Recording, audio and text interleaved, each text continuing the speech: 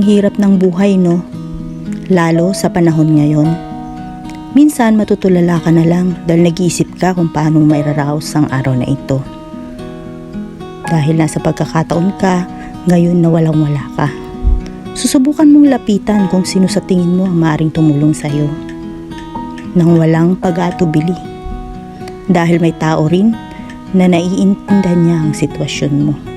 Sana meron, pero alam mo, bilang isang tao, kailangan mo rin gumawa ng paraan upang makasurvive sa araw na ito.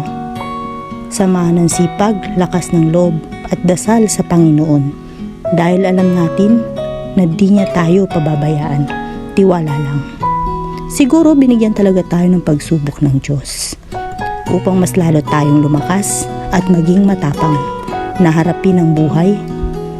Lagi magpasalamat sapagkat nalalagpasan natin ang bawat araw na dumaraan kasama ang mga mahal natin sa buhay.